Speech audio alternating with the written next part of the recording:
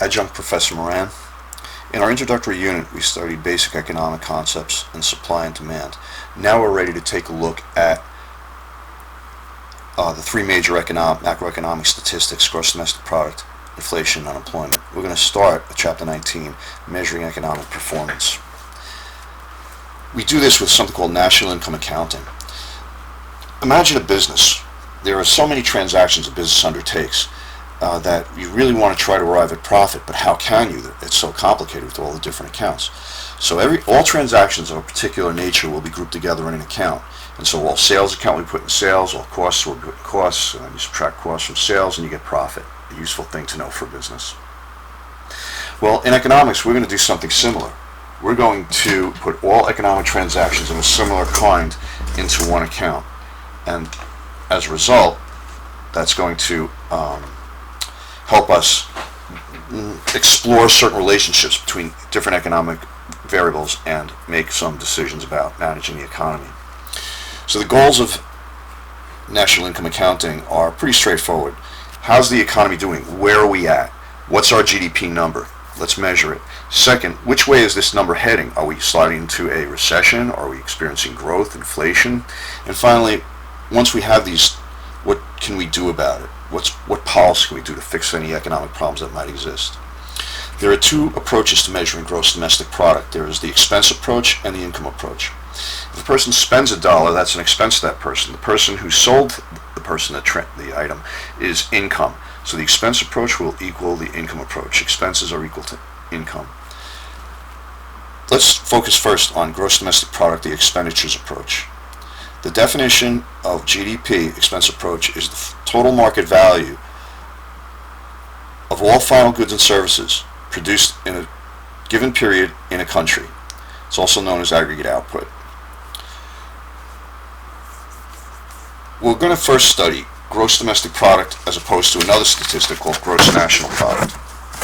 In order to know the difference between gross domestic product, what we want to study, and gross national product, gross domestic product versus gross national product, you have to know who's making the product. Is it an American or a foreigner? And then you have to know where the product is being made. Is it made in the United States or in a foreign country? If a product is made by who? An American, where? Inside the United States, it is both gross domestic product and gross national product. If the product is made by a foreigner inside the United States, it will count as gross domestic product.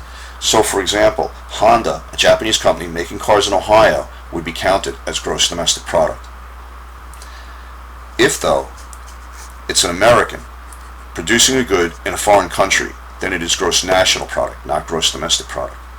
This would be, for example, General Motors making cars in China. So for right now, we want to study gross domestic product.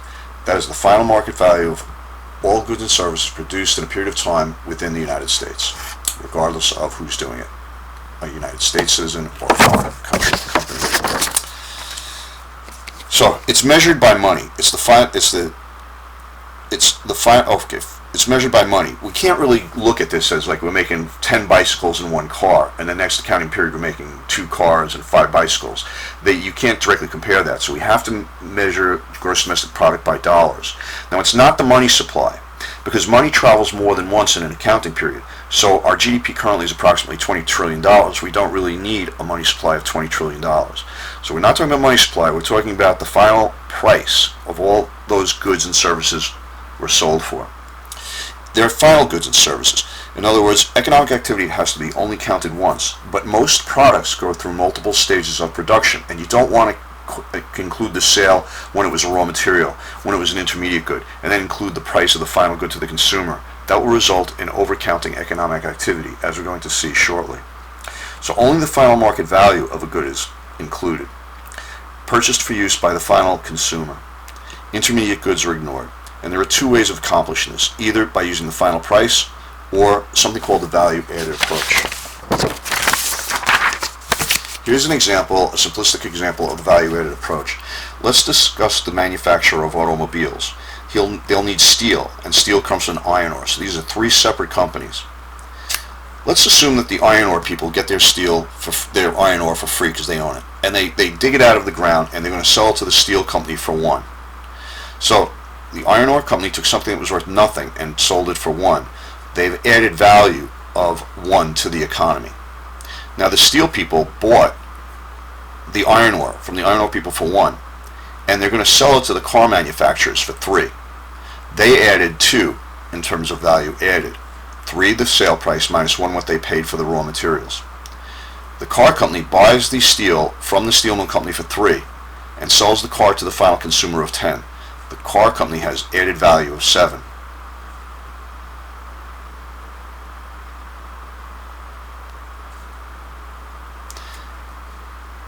So now, what is the price of the car? The price of the car is 10, and the value added is 1 plus 2 plus 7. It is also 10. So you can either calculate the final price of a good by noticing what the final price is at sale, or taking the value of added at each intermediate steps, 1, 2, and 7 to get 10. It would be incorrect, though, to measure the sale price of the iron ore company to the steel, the sale price of the steel to the auto manufacturer. Because if you do that, you get 1, 3, and 10, which adds up to 14.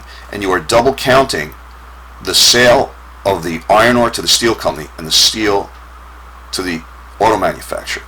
The auto manufacturer has to automatically increase his price for the value added in prior steps. So his price will already include that amount. So we will not count it. And that is the value added approach, another way of measuring GDP. And the advantage of the value added approach, it excludes double counting. Now, there are some transactions, there are some money you earn as an income approach, and some things you spend money on an expense approach, which will not be included in gross domestic product. 2 categories are financial transactions and secondhand sales. There are 3 types of financial transactions. The first is public transfer payments.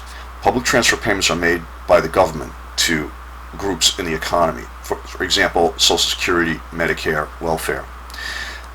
In GDP, we're going to include the money when it is earned by the factors of production.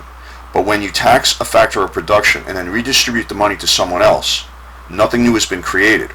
So we would be overcounting GDP by including these payments because we included the money earned in total, which was then taxed and redistributed. Public transfer payments are excluded from GDP. Private transfer payments are like gifts. So someone works, buys a gift for somebody else. The money that the person earned working, perhaps like a wage, is included. But it would be double counting GDP if the person then spends some of his money, buys a gift, and gives it to somebody else. That's a private transfer payment. That would be excluded. Stocks and bonds.